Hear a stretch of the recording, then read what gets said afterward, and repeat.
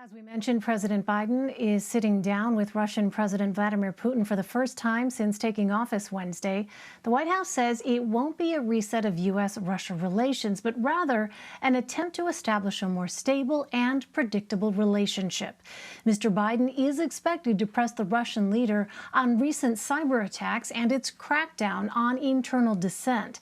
He's also reportedly planning to push Putin to end a blockade against the flow of aid into Syria. The decade-long civil war has forced more than 3 million Syrians to rely on humanitarian relief.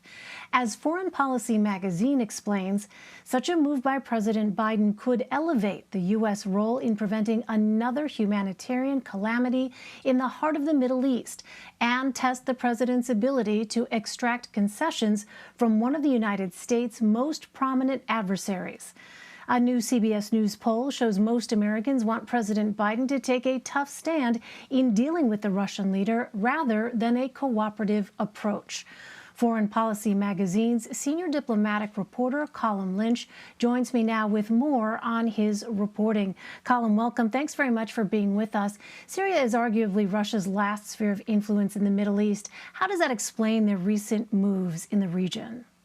Well, I think what's going on is that the Syrian leadership has been trying to exercise sovereignty over the entire country, and a number of different groups, opposition, rebel groups, terrorist groups, there was U.S. presence for quite a long time, Kurdish fighters control a lot of the territory. And so what's been happening is that Russia has been trying to help Syria on the international stage to extend its sovereignty. And so this is playing out in the discussion over humanitarian aid. There are large swaths of the country that are not accessible for humanitarian aid delivery from Damascus, from inside the country. And so they bring it in from across the border from places like Turkey, and they used to do it in Iraq.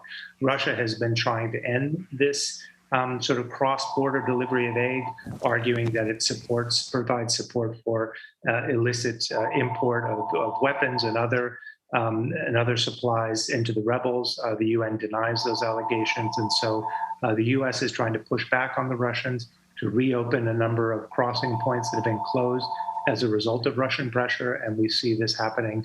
The U.S. is trying to elevate this as a sort of big political matter. Anthony Blinken, the Secretary of State, has been raising concerns about Russian behavior in the Security Council. Linda Thomas-Greenfield, the U.S. ambassador to the UN, has traveled to the border area between Turkey and Syria to make the case to the Russians and to others that they need to expand the access for humanitarian aid deliveries in UN into northwestern Syria and northeastern Syria.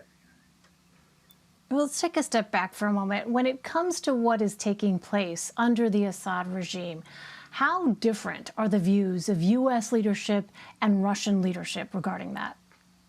Well, I mean, the Russian leadership is working in lockstep with the Syrian government, and the Americans have a very difficult relationship with the Syrian government. So I think what's happening is the Russians are trying to invite the Western donors like the United States and the Europeans to help rebuild Syria and to invest money in Syria and to try and help it restore control over the country. And the Americans and the Europeans have been reluctant to do that. The U.S. and the Europeans have, however, promoted humanitarian assistance, and they've been supplying it both in areas under Syrian government control and in the opposition. But Russia and Syria, are very reluctant to allow aid to come into the opposition areas. I think they would like to squeeze those areas politically and put pressure on them to give in to the government.